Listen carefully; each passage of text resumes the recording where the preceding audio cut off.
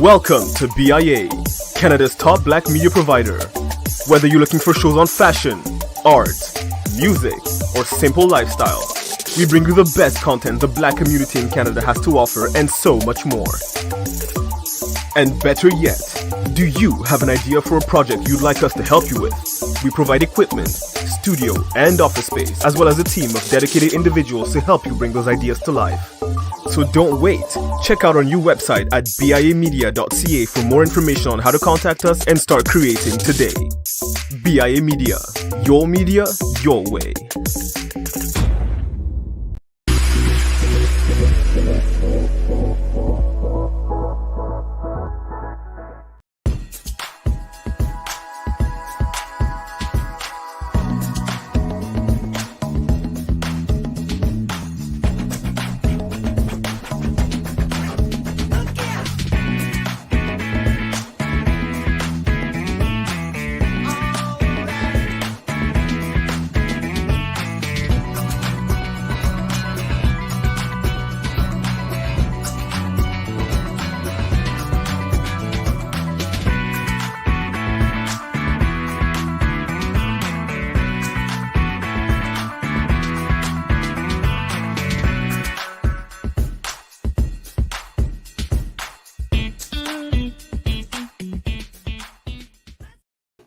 What is up, everybody? It's Dr. Vibe here, host and producer of the award-winning Dr. Vibe Show, the home of Epic Conversations, and I'm the host of Epic Conversations, 2020 Best Podcast News Award winner, 2018 Innovation Award winner given out by the Canadian Ethnic Media Association, and I am the co-host and co-producer of the only online show in the world for dads and fathers that is sponsored by Dove Men Plus Care. It's also co-sponsored by Dad Central, Canada's national fatherhood organization. And being part of that collaboration last year, I was part of a team that reached out globally to over 100,000 fathers around the world. So as always, I like to say you're blessed, highly favored, a magnet for miracles, and a solution for someone's problem. And it's Sunday afternoon. Hey, and it's Black Canada Talking Time. For those who know, and for those who don't know, Black Canada Talking is a live online event that provides Black Canadians the opportunity to give their takes and POVs on stories and subjects that are of importance to them. And also, we like to showcase great Black Canadians, and we have a great Black Canadian here. Some of you have seen her with me before, but this is the first time I believe she's been properly on Black Canada Talking, because I was chatting with her last week, and she was saying, hey, Janice, do you know anyone? And I said, hold on a second. You've never been on Black Canada Talking. So Janice is Janice Bartley. She is the founder of Foodpreneur Lab based in Ontario, and she has over 3 decades of entrepreneurial experience, and she's actively assisted providing access, especially for women, to funding and information, especially when it comes to the food industry. And a lot of people, we nam or we eat our food, but there's a lot of money to be made in the food industry. And Janice is a leading proponent. She's a change maker, especially for BIPOC women when it comes to this. So like to have her for the first time properly on Black Canada Talking. Janice Bartley, hey, what's going on? Hi, Dr. Vibe. Thank you for having me. I don't know if I can live up to that introduction, but thank you. Well, you don't live up, you live above it. You don't live up, you live above it. All right, I'll take that. I'll take that. Yeah. So how are things going? Things are going very well. I cannot complain. It's an exciting journey. It's still continuous. So yeah, I'm just enjoying it every day, and reaping and sowing and reaping and sowing, and that's pretty much where we're at right now. Absolutely. For those who don't know about Foodpreneur Lab, how did where did the dream start with Foodpreneur Lab? So Foodpreneur Lab was birthed from what some people could have said a difficult experience. So I was in the food space with an incubator accelerator for approximately 3 years, and they lost their funding. And so we were laid off December of 2018.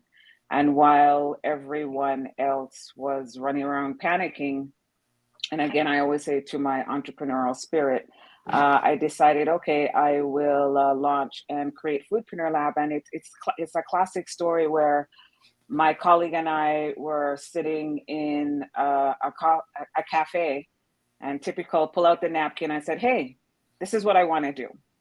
Mm. And over lentil soup and crackers, I said, I want it to be Foodpreneur, and we weren't sure. And I said Foodpreneur Lab, and that is where it was birthed, that idea. And I think it speaks to a mindset when, the classic phrase is, when you get lemons, you make lemonade. That was my lemonade stand. And I always say this, that was birth because I was paying attention to my environment. Right. Some people just go to their job, and they just plug in and they work.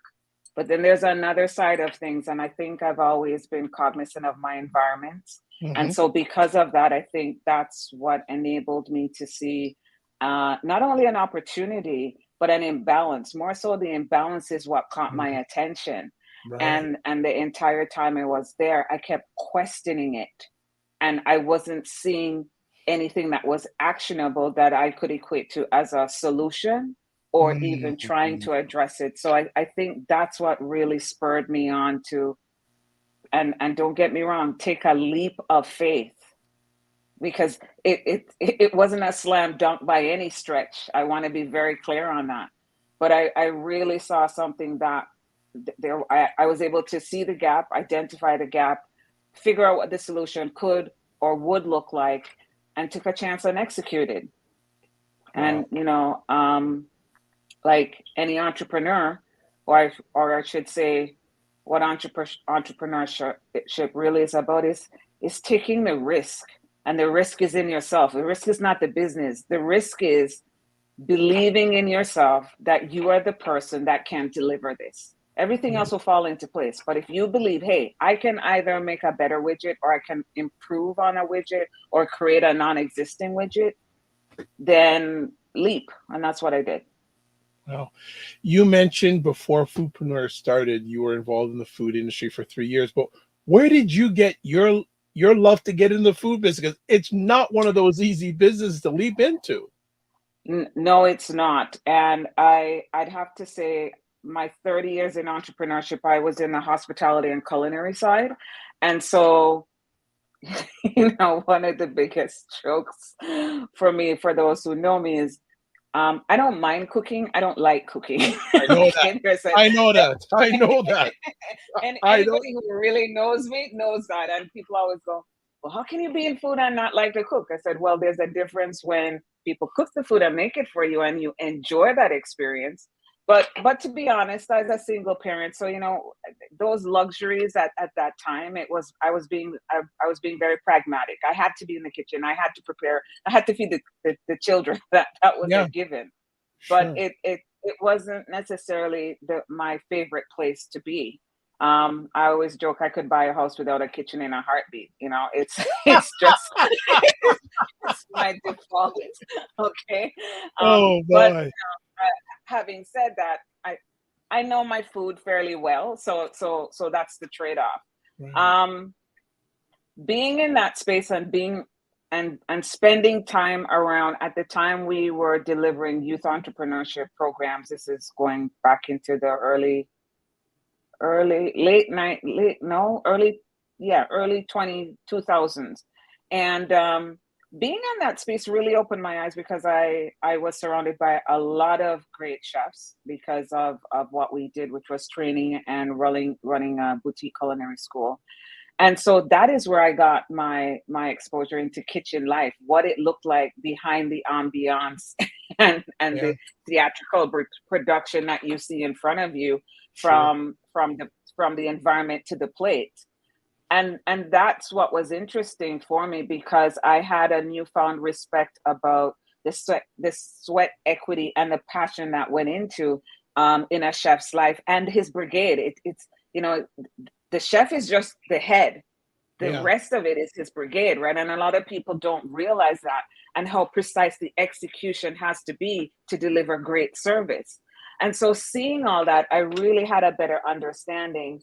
And then working with young cooks who wanted to get to the next level of being great chefs and having to send them overseas was really where I was able to connect with younger people and understand the frustrations of wanting to do something great but not really knowing how to do it.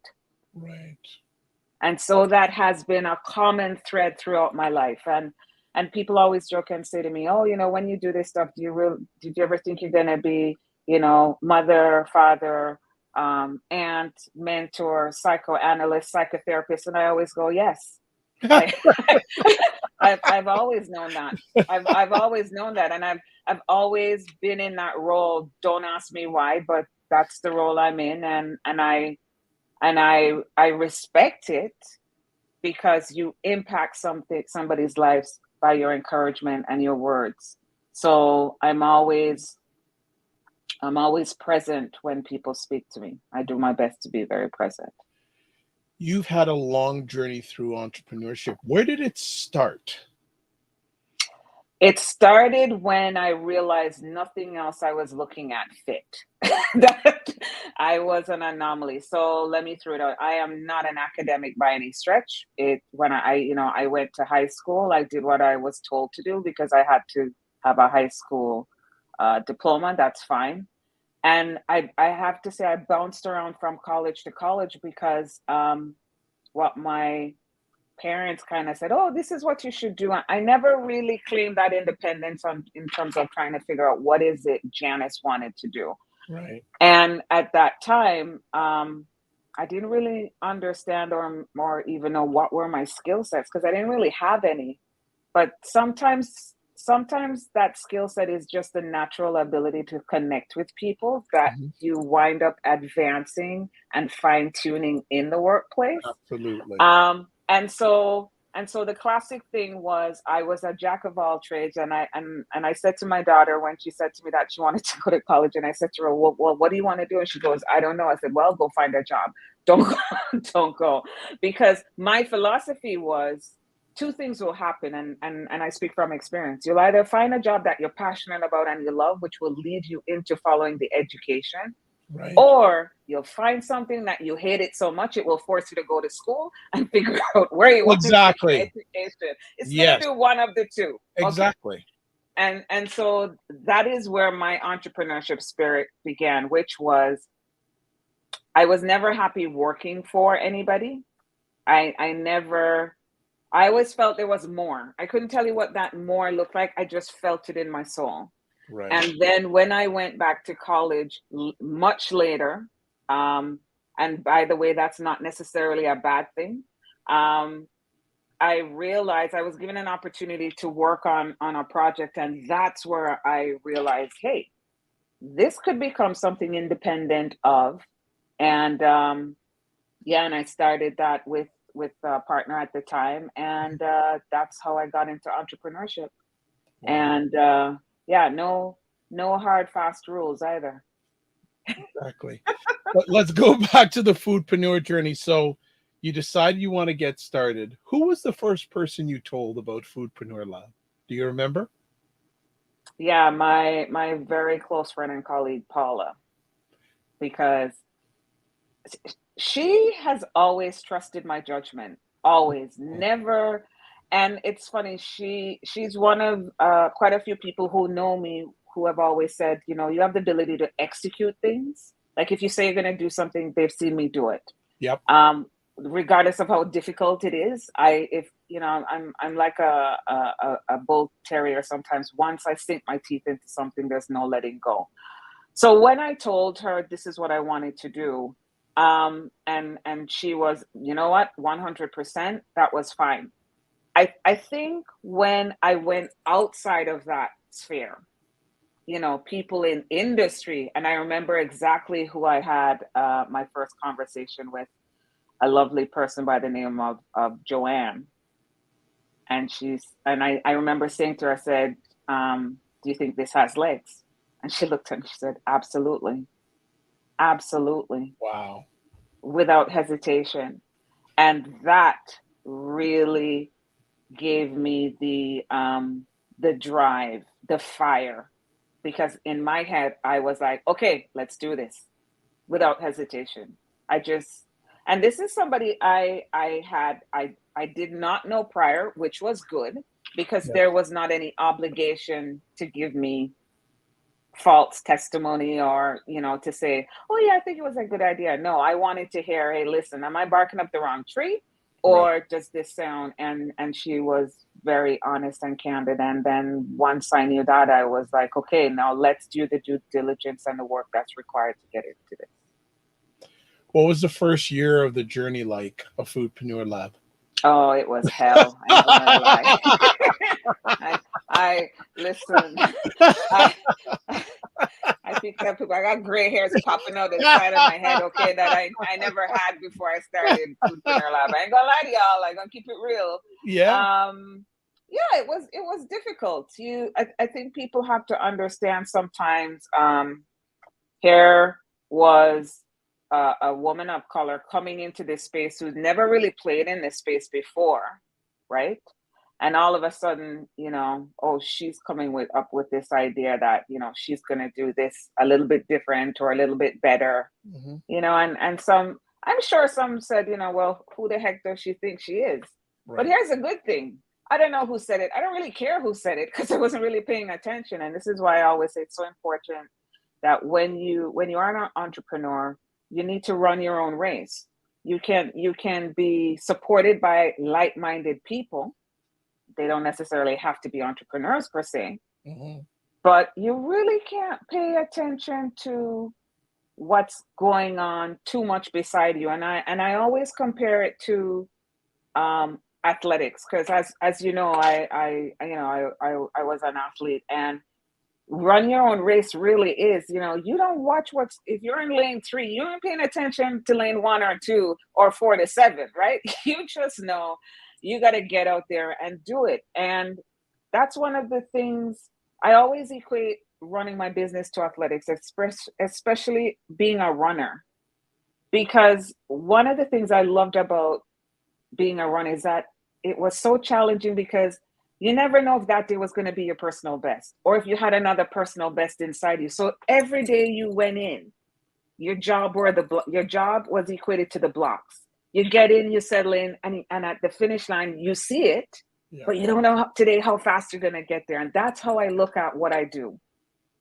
because I always say, hey, today might be a crap day, but you never know what could happen tomorrow. And so that's been my approach. So when you ask, what it's like, yeah, it was help, but there were some good spots in there as well. But again, you know, that's the driving force. Disappointment can be a driving force. A no, I always say, is a not yet. I've Hmm. never really settled with a no and kind of walked away and go, okay, we're done. No, I've always looked at it as no is a not yet, or no is temporary, becomes something better is coming. That's always been how I looked at things. Yeah. A no is a no just for now. Exactly, exactly. Wonderful. What was the first big win you remember in the foodpreneur journey? The first big win was when I had an institution come to me and wanted to partner with me. Wow. And right out of left field? Out of left field. They had heard about what I was doing, and somebody, you know how it is. Somebody told them, "Oh, speak to this person," and Hmm. the next thing I knew, I had an email. They wanted to speak with me. We met. We drove down. We set up everything. We were on the verge of signing a contract, and COVID happened. Oh. COVID happened. But hey, how did I look at that? That reinforced for me again. There's something there. Yeah. Otherwise, they wouldn't have wanted to start the conversation. Yes, the Absolutely. COVID was the downside to it, but I didn't focus on that because I had no. That's the other thing. I don't focus on things I don't have control over. So I didn't have control over COVID. I didn't have control over the fact that we kept trying to move the bar on the agreement, getting it signed to execute because we were there. But then that happened. So I shifted my focus and said, okay, well, here's the upside. They wanted to partner with you and do this. So take that and hold on to that as evidence of the potential of what could be. We still don't know what it is yet, right? We know we have something. So just hang on to that for now. As you bring up the pandemic, I'd love for you in retrospect to look at Foodpreneur Lab pre-pandemic, during the pandemic, and now we're not totally out of it, but it's another phase. How have you been able to navigate through all the different phases of the pandemic, Foodpreneur Lab? So again, I think it comes from mindset and how you look at things. So for me, pre-pandemic was, all right, this is great. You know, people are looking to partner with us. You know, we're going to be able to have such a broad reach. And bear in mind, and this is what's so funny too, Foodpreneur Lab had launched its first online courses in 2019. Oh, Okay, okay. because I am very uh, uh, pro digital tech, and I was always about, okay, how do we reach people in rural areas that can't drive into the cities to do these courses? So I always saw the beauty of the internet in, oh my God, when was it? I think 1999, 97.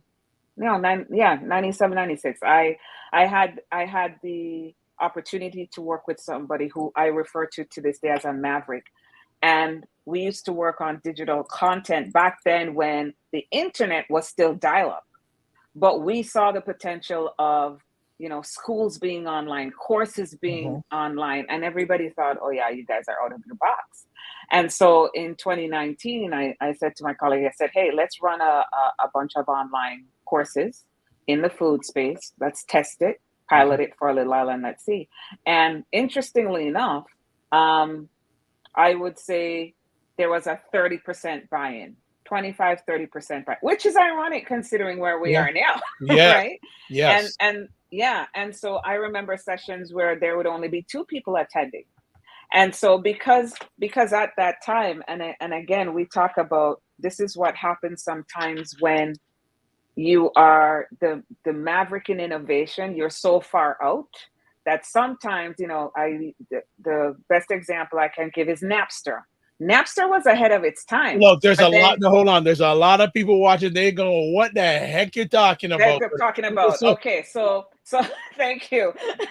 So Napster was the first digital online music service file that share. you could, Yeah. Yeah. that's right, Music. that Yeah. you could download. Yep. You know, we're not going to get into the black market side of it. Just let's talk about the service.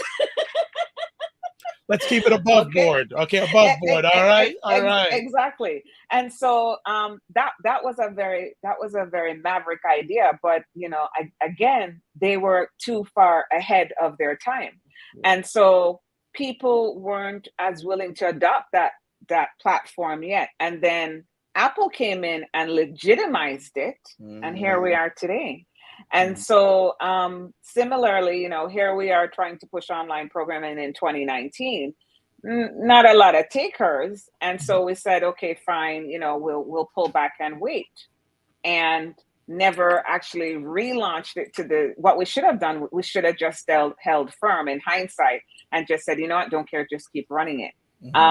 So we did that, and we had a decent buy-in. So pre-COVID, during COVID, it was interesting watching everyone else pivot around me, whether it was in production, whether it was in education, because COVID then shifted the focus, as we said, voluntold the sector that, listen, if you want to continue engagement, you have to shift online.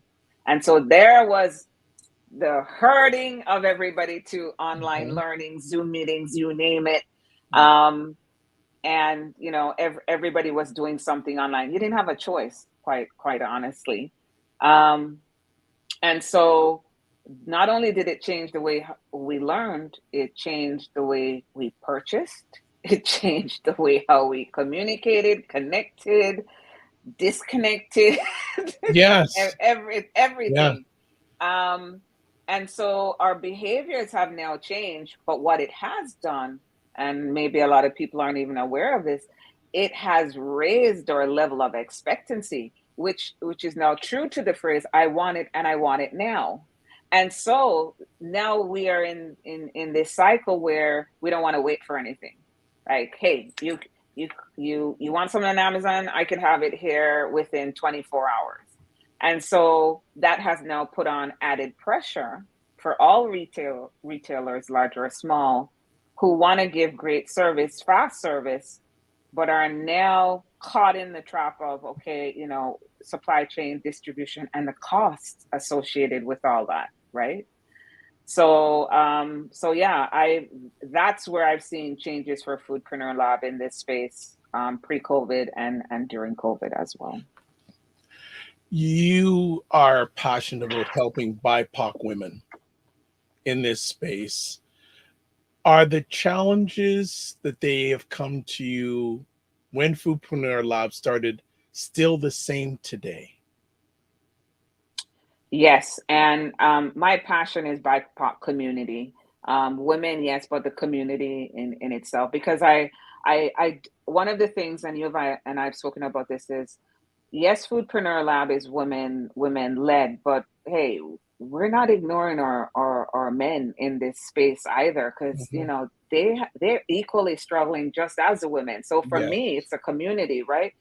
And so to answer your question, yes, same problems, um, same questions, which are, where do I go? How do I start? To whom can I speak with? Can you give me 5 minutes, 10 minutes?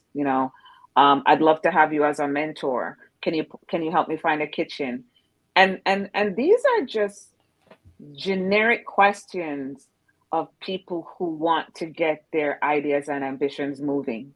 It's not, they're not questions where I'd say, okay, well, let me go back and check my notes. Right. these are just these are just generic steps where people want to execute and aren't sure where, how, who, or what. So the need to provide all this is definitely there. Yeah. I want you also to go a little bit deeper on some of the specific like the challenges that you've heard and you've been able to help. And I appreciate you saying the BIPOC community, not just BIPOC women, because Hmm. the world has changed so much for the people that you're passionate in helping in the last 2 years. And in some ways, I Yes. think about it that the ball is moving further and further away from them. Well, I agree, and that's my concern.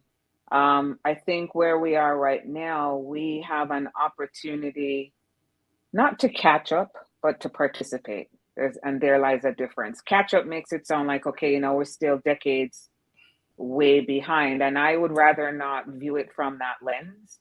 I would rather say, okay, you know what? Here's the opportunity to participate, because I can't go back and fill the gap of all the undeserved things that have happened to us. But I can make a difference in the time that I'm here and now. So I focus on where I'm at right now. And in doing that, I think it's important to have those conversations with other organizations as well, because they play a role. And so if if we want to ensure that we are securing our future, and that's, let's just call it what it is about securing our future, Mhm. then we have to change some of our attitudes and behaviors. And what do I mean by that? We have to buy property, we have to invest, we have to build, we have to grow, we have to make, we have to create. This passive this passive behavior that sometimes we are guilty of, we have to now change. We have to now become active. So, one of my, I always call him my heroes that I have a lot of time and respect for, is Ryan from ACBN. where he talks about the think tank and the manifesto, and where are we going to be 10, 50 years from now, and who are we going to be, and how can we measure that strength in who we are? Because a lot of people forget how much we bring, or I shouldn't say they forget, they are aware of how much we bring to society. And how do we know that? Well, just look around you. Our paint strokes are in everything, fashion, the way we speak. I always say, when you take out our language and you start to see it on television, a commercial, that tells you, okay. Okay. And we see it all the time. So the question is, do we have something to contribute? Absolutely. Have we been given the opportunity to contribute? No. There lies the difference. And so when I talk about being passive versus active, we now have a choice. We can either say, okay, well, nobody invited me to the party. Well, then go have your own party. I'm keeping it in its simplistic form. I'm not here to, speak above anybody or pretend that, I have this broad language base. No, I'm just keeping it simple because I'm trying to let everybody understand that what we're trying to do on a whole, it's not rocket science. What we are doing is we're trying to take responsibility, and we're trying to build something for us generationally. And this is the time now. We've received the funding, we have the experts, the knowledge exists, and we're willing to get together to create this. All the elements are there. Now we have to execute. What do you feel is holding us back, if anything? I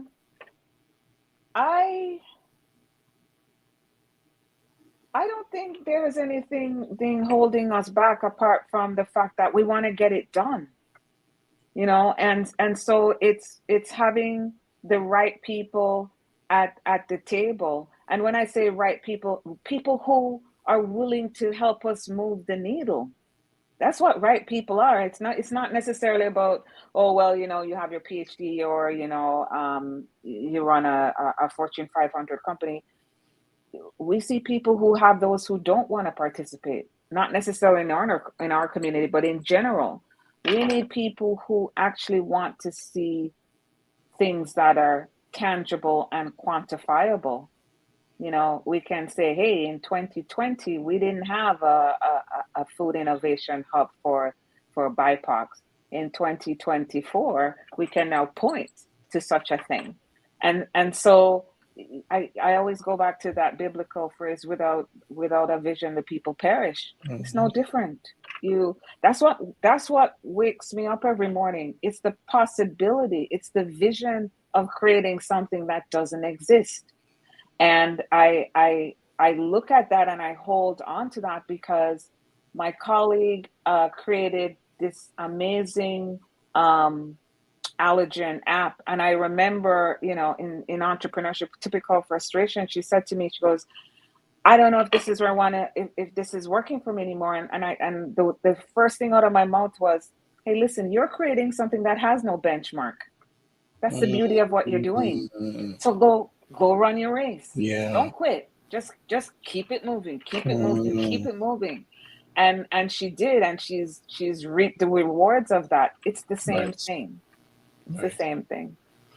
What are the continuous barriers that the BIPOC community face when trying to get into the food industry? Because there's probably a lot of people out there that have great ideas. Yeah. But then reality strikes. And this is one of the things you're great, that you can give that reality to say, this is the real deal. Yeah. A lot of it is access to money. And I don't use the term funding, because when I use the term funding, people think it's free money. There is no free money to start a business. Let me just put it right out there. It will come in the form of a loan. It will come in the form of a hybrid loan and a grant. But when I look at the landscape that's out there, it's usually a loan. How does that become a barrier? Well, it's hard to borrow money when you don't have money. It's hard to borrow money when you You, don't you, have collateral. you know what's interesting, Janice? I heard someone say something interesting the other day. It says it's interesting when it comes to our people, they'll give you a loan to go to school, and you know how many people have school debt, but Yes. they won't give many of us a loan to start a business. No. No. And so, and this is where, not having that historical data, because they never bothered to collect any, right? Is what is part of the impediment, I would say, because maybe if you'd loaned me the money and you had tracked the success of the businesses to those that you've loaned, then maybe it would be a lot easier borrowing the money, you know. And again, there's different rules for different folks. That's just the ugly reality. I'm not here to debate that, yes or no. Right. But what I am saying is that it's hard to borrow money when you don't have collateral. Now, having said that, there are institutions that will give you starter loans of smaller amounts. You can start there, and some of them are not necessarily looking for a lot of collateral, or any for that matter, but it's a start. So that's changed a bit more, or more recently, I should say, which is good. That's a positive. I'll take the small steps. Sure. One of the other barriers is having the spaces that support small scale businesses. And let me rephrase that: micro scale businesses. Because by definition, and this is one of my pet peeves, by definition, a small scale business is a business that earns $500,000 in revenue. Good luck with that. So it's micro. And, that's one of the things I've been advocating for. I keep saying, they say SMEs, which is small, medium enterprises. So you're missing a letter in the front, the other M, which is micro businesses. And the whole idea, if the stats tell us that there are more micro businesses than there are small businesses. So if that is the case, the argument is then that money should be going into micro businesses who want to become 500,000 revenue generating businesses. That's a great goal. Absolutely. But unfortunately, the way the criteria is built, and a lot of it is historical as well. I'm hoping that's going to change as we have more and more of these conversations. That there will be a shift where they will say, you know what, we have to acknowledge these micro businesses that are getting to small businesses. I mean, we come out of the womb as infants. We don't come out of the womb whole.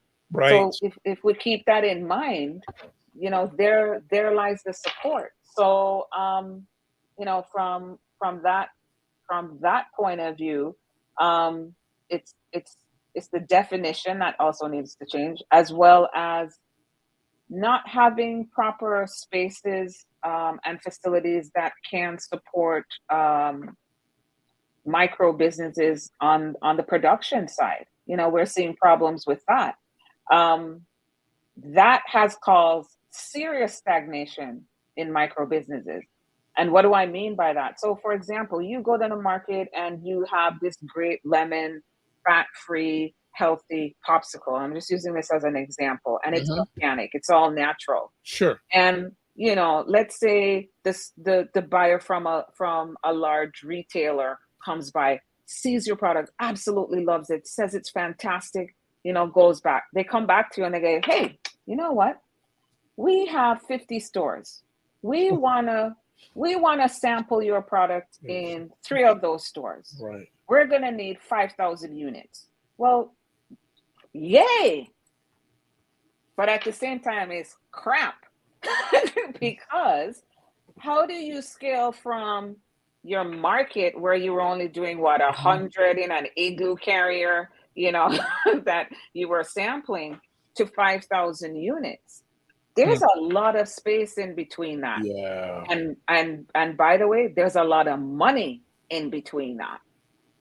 So some would argue and say, well, why don't you take the PO number for the potential sales that you've just been given and leverage that? Yes, in an ideal world. but how many institutions are going to lend you that money up front to produce? Yeah, very few. Right. And then come back to the question of where are you going to produce it? So that is another problem. So, as we go through the path of, where you have the idea to actually where you get it into the store, it's peppered with problems. It's not just one, there are quite a few. And the sector itself has been plagued with those problems for the last 30 plus years. I did a market feasibility study on this because I was curious as to, okay, what are the factors that are playing such a significant role, only to find out that these are the same problems that existed 30 years ago, and the Dow hasn't moved quite that much. But, there's been improvement. Wow. I want to have some highlights. I know we talked before we went live. Share the people. A week ago today, you had an amazing event. Amazing event, which I'm still cussing out Roger Dundas at buyblacks.com about. You outed. I'm going to out him live, yes, because Roger and I run to and say, Roger, you going? No. I called him and said, how was your weekend? Yeah, Janice had a really good. I almost threw my phone out in the street. Tell him. Well, actually, there's a few events. Let's hold off that one. Let's talk about the show you went to at Metro Convention Center too. Oh yeah, at the Enercare Center. So we let's talk about. Well, actually, no, the Metro Convention. Yeah, you're right. We did the women's show, so we took a few of our participants that were able to showcase their products. Yes, and that was a great experience, and it was done for two reasons. It was to really showcase what we were doing, and more importantly, to give the participants the opportunity to engage with their existing consumers or potential consumers, and for the scale participants who, as we say, they already had skin in the game, they had product. It was really an opportunity for them to, make people aware of the products that they have and what they were doing. But for the start participants, that really opened the door for them, because it gave them some insight in terms of what the potential could look like for their product, right? And it also allowed them to learn how important it is to engage with people when they come up and they start asking questions. And that's how you hone your brand story. That's where you create that connectivity. So we were able to just work with them and say, okay, this is what you're going to talk about. And not to be shy. Yeah. To be proud of what shoot your shot, man. Shoot your shot. That's right. And so the traffic at the Metro Convention Center for the Women's Show was just phenomenal. And then right after that, we went to the Restaurants Canada show, which was the first time we were there as a nonprofit. And again, we showcased the amazing products. And man, did we ever have a lot of people come to our booth. And thank you. And that was a proud moment for me, because I'd been to the RC show many times, but very few times did you see that representation. You saw people there, but to the point where actually people commented this trip that, this is amazing. It's good to see more representation, especially as vendors, not as employees per se, as owners in that space. And so some of them were able to pick up contracts. One in particular picked up a contract with HelloFresh, which I'm thrilled about. Yeah. And some are in talks with other larger retailers. So again, it just proved my point that we have something to offer. For me, that was a no-brainer. It wasn't like, maybe we can compete in its simplest form. We can compete. So absolutely. So then fast forward, then Juneteenth and Father's Day, Father's Day, Juneteenth block party. That was Foodpreneur Lab's first event standalone in partnership and sponsored by Junction Brewery, who is now our partner. And that was mind blowing. And I'm so proud. We had 19 participants, I believe, who just blew the roof off the place. People were engaged. We had 300 people come through that space. What? And, you know, in the middle and towards the end, people were coming up to me. So, can you put us on the mailing list to let us know when you're doing it again next year? And by the way, we are doing it again next year. You better be. And I am You coming heard with it or here without first. Roger Dundas. Yeah. With or without Roger Yeah, Dundas, so- I'm coming. And Yeah, I'm already I'm putting my hand in to be a co-host.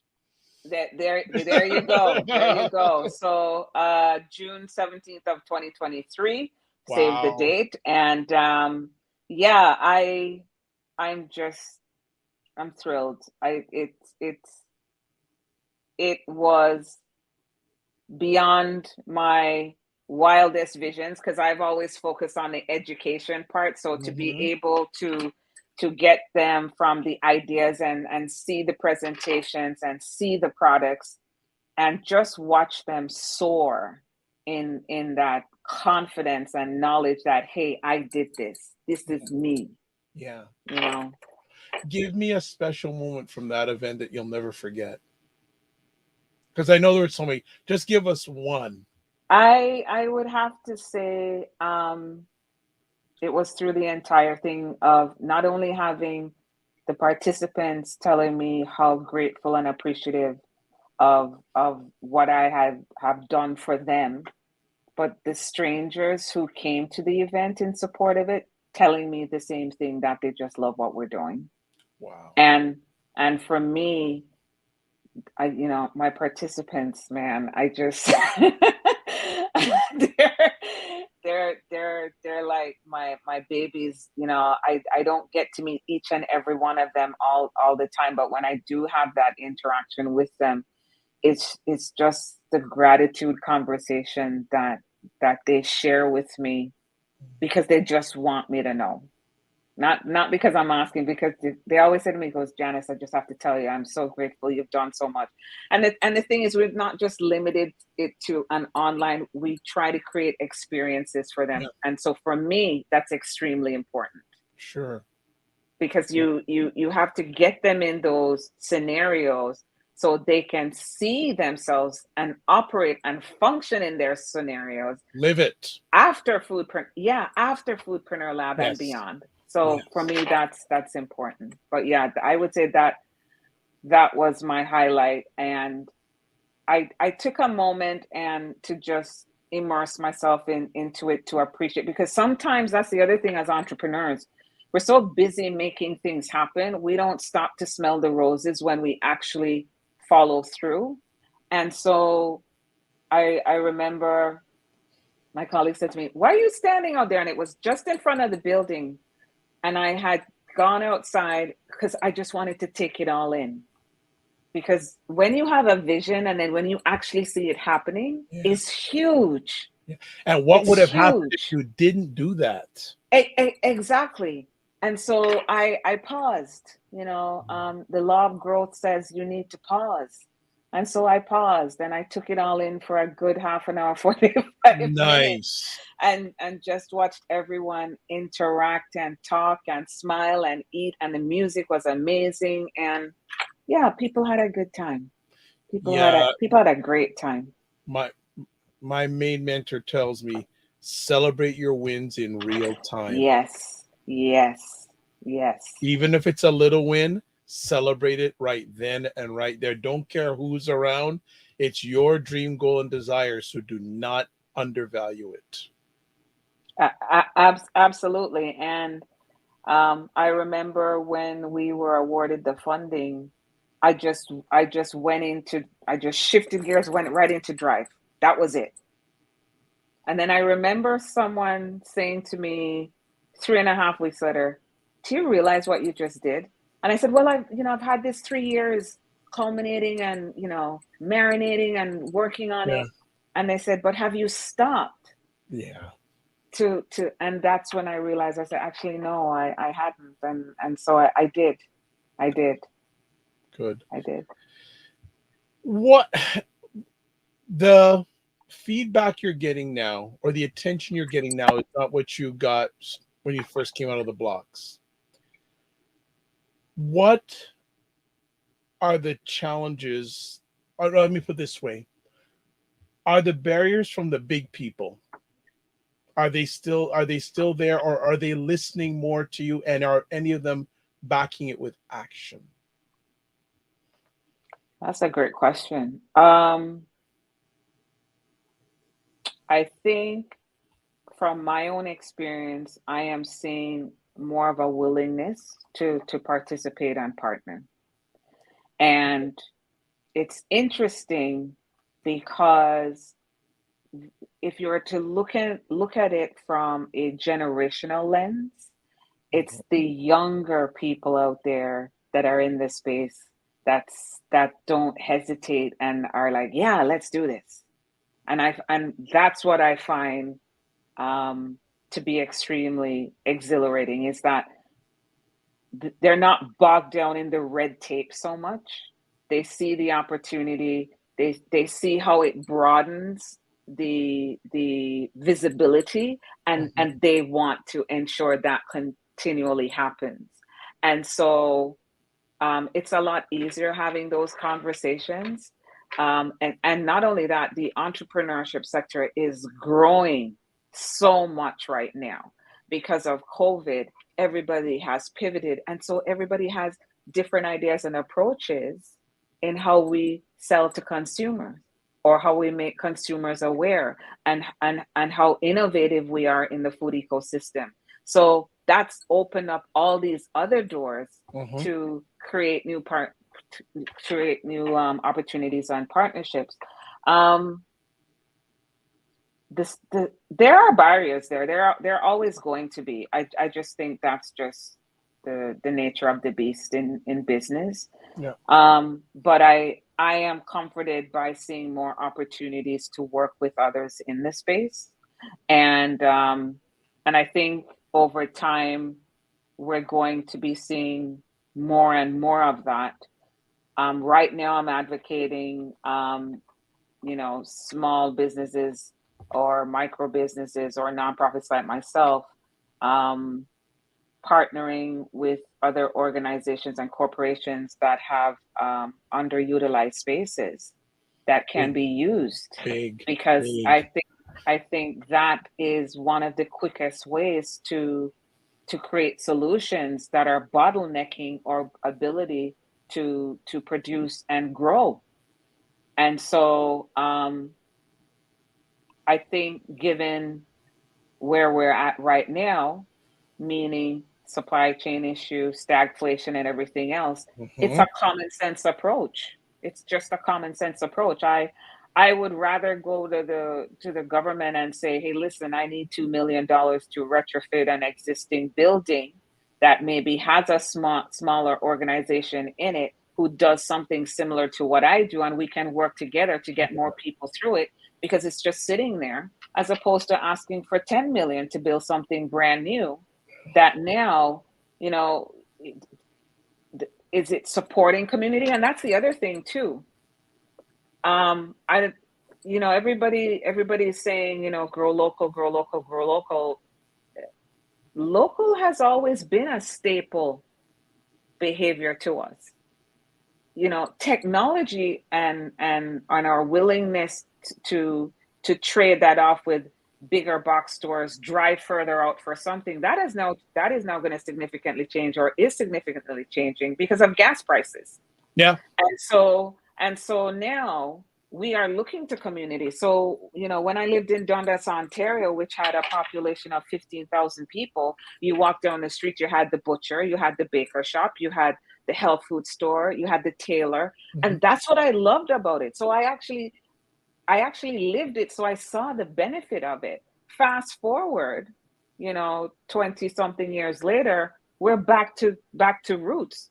We're back to wanting local. We want to know who the farmer is that's giving us our fresh produce. We want to engage in local made products. And so that creates jobs in the community. You know, it creates more opportunities for community engagement as well, and for you to have a say. And so for me, that's not something that's new. That's something that's mandatory and is required now, given the state that we are, and rightly so.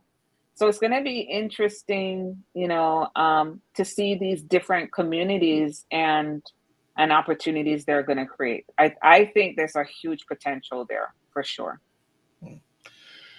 What is your message for non-melanated people when it comes to helping what you're doing? And then what is your message for the melanated people to help what you're doing? So for this has always been my approach. People react to other people based on past experiences, right? And so if you have a bad experience with somebody that doesn't look like you, that's going to resonate with you. And so you're going to form an opinion of that person or from that experience. And I can't do anything to shape that. What I can do is I can have open conversation, and I can try and connect with the other individual. And that has always been my approach. I am not going to change myself so significantly where I'm trying to put the square peg in the square peg, because I'm a round peg trying to fit in a square peg, and that's okay. Mm-hmm. But I think what we have to remember is it's twofold. For my non-melanated friends, it's an opportunity to have some amazing conversations and tell them about our rich history and our culture, and to invite them into that dialogue because they don't know.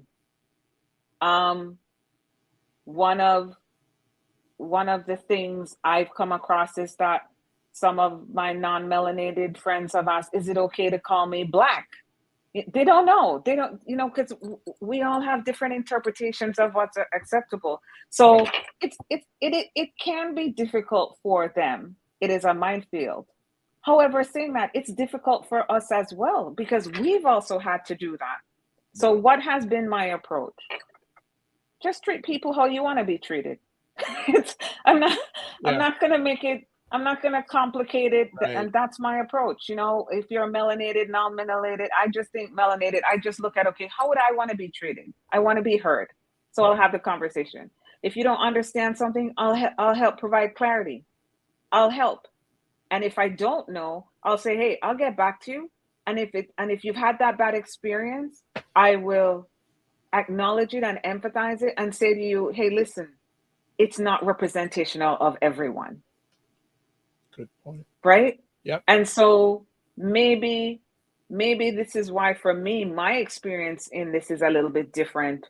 And because I'm going in with an open mind. You can't be an entrepreneur with a closed mind, by the way. It won't work. Yeah. Because it requires constant change, the willingness to pivot. That's the key word.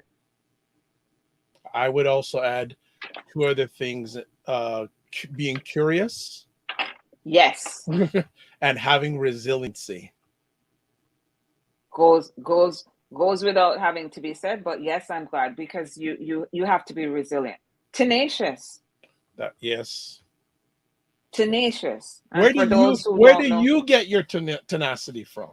Well, okay, that's a long story. Okay, all right. We'll save that for part two. Yeah, I would say, I would say, you know, black sheep, and leave it at that. Janice will come to the next year's event, 2023, and Janice will, when she's standing outside there enjoying it all, can you give me the part two now? Yeah. A little bit of that black sheep blood, which is a good thing. So for those of you who have children, and it's so funny because For me, this has been generational. I didn't understand where that streak came from, and then I noticed my daughter had it. And Mm. people will say it's a rebellious streak. But let me tell you something, that rebellious streak serves a purpose. Because what it is it is a strength that is a part of you that hasn't found its place to rest, where it can, like a seed, where it can be nourished and it can flourish. That rebellious streak, that tenacity, is what has brought me here Yeah, today. So exactly. I don't want people to think, oh my God, this person in my life, this young child who's giving me such a hard time. It's not that. That is their way of expressing frustration. But once you channel that and they find their groove, their space, their purpose, they use that same disruptive energy and they Yes. flourish. Yep. Yep. I just want to throw that out to those, don't lose hope. Yeah. There's always hope. Right. Hey, the people that move forward these days, a lot of them are disruptors. Absolutely. Absolutely. Disruptors. The Elon Musk disrupted the car Disruptors. industry. That's right. Jeff Bezos disrupted the online Disrupt industry. Like yeah, he that's first right. disrupted the book industry, and then he Yes, disrupted the online industry, on retail industry. Disruptors. exactly. In our culture we call it trouble. Yes. Or blank disturbers, right? Janice and Exactly. I know we go And back a bit, so we know that our friends that's will say that's you're a blank disturber, that's right? right. And I've been called trouble. People have said trouble way up to Yes, and I'm saying right, so it right, is what it is. right. Exactly. So before we close it down, what is next up for Foodpreneur Labs? Right now we have our first cohort that's due to complete their pathway in end of July. They've just finished doing some amazing videos, which um, fingers crossed we will have presented to showcase everyone, what their journey is about, their brand, a bit more information. Some of them will be participating in Caravana Oh, in okay. August, so I'm happy for them. But for us, we have a couple shows coming up in the fall, so we'll announce that. Yeah. And we have cohort 2 that we're focusing on, and we might have some surprises in store for Christmas. So I'll close it off with that. Well, our producer, if you can put up the contact information for Foodpreneur Labs on the screen, that'd be fantastic. There's the website address. They're also on Twitter and on Facebook.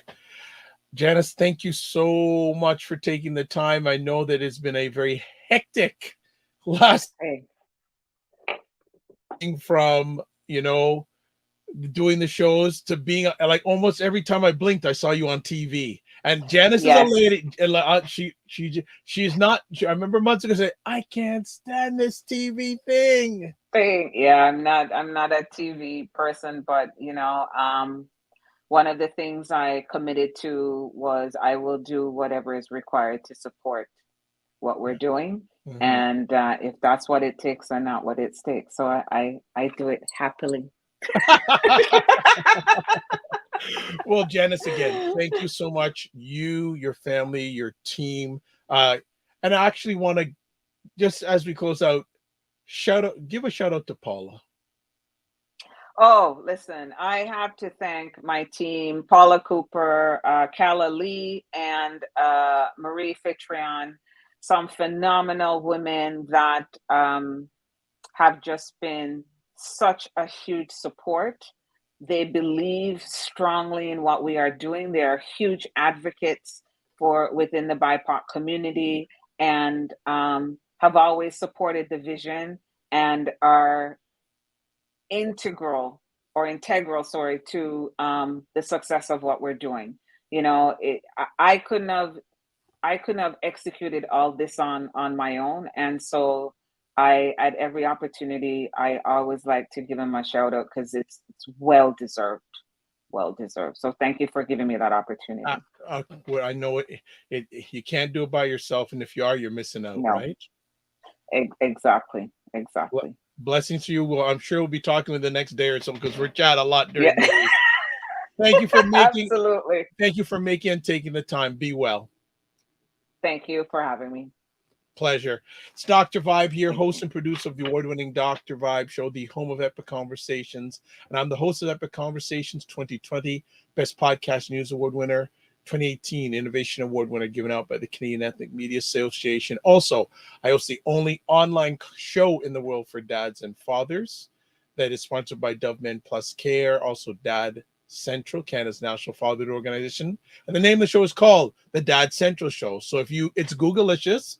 We've done 2 episodes already, more to come. And like to say thank you so much for watching this live on the replay. If you want to catch me during the week, yes, I'm here 5 p.m. on Sunday afternoon. So just an FYI, next week's show will be a repeat because it is a long weekend and I want to take a little time off. I've deserved it. Whether you think I have or not, I deserve it. I'm giving it to myself. So we'll be running a repeat on next Sunday. The following Sunday, we're scheduled to have Ian Andre Espinay and David Click Cox. They are a part of a group, actually the leaders of a group in regards to changing the face of the Canadian music industry, more representation of people of color. And I've known Ian Espinay for many, many years, and David Click Cox has been on before. So they will be on 2 weeks from today. You can also catch me during the week, 9 a.m. Eastern Time, 6 a.m. Pacific on the Morning Vibe, which I co-host with Ryan Knight, who is the co-executive director of the Afro-Canadian Business Network. So if you're watching this live tomorrow, on Monday, we have Richard Miller, who is the founder of Keep Six, which is an organization that helps Black individuals who have been exiting from the prison system to get them back up and running again. And we'll be talking about their collaboration with Universal Music. Yes, Keep Six has their own record label, and they're going to be collaborating with Universal Music in regards to growing that label. And then on Saturday nights at 9 p.m. Eastern Time, we have something called State of Things with Aisha K. Staggers and Jill Jones. And they don't hold back in giving their takes on what's going on, especially socially, politically in America. So if you want to find out any information about all those things, wherever you're watching me now, actually go to my YouTube page, The Dr. Vibe Show, subscribe to it so you get notified when these epic conversations happen. So we'll close out with this. Live your life as a dream. If you can dream it, you can make it. Sometimes you have to get small to get stronger. Block assumptions, then aim bigger, aim better, aim higher, aim wider. Love, faith, and respect. Remember to give yourselves grace. Don't just manage your time, manage your energy. And 2 last things. Thank you to BIA Media for the great production. And there's a potential announcement about something I'm speaking that I'm going to be involved with BIA Media coming up at the beginning of August. We're just going to leave it at that, but we'll keep you up to date. And then finally, I'll leave you with this word. A tree without roots is a block of wood. God bless. Peace be well. Keep the faith. Take care, everyone. Walk good.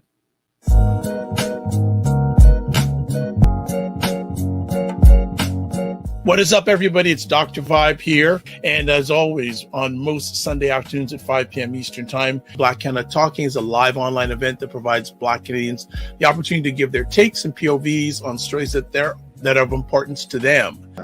Guinea could not afford to participate, but at the last minute came in because there's always issues of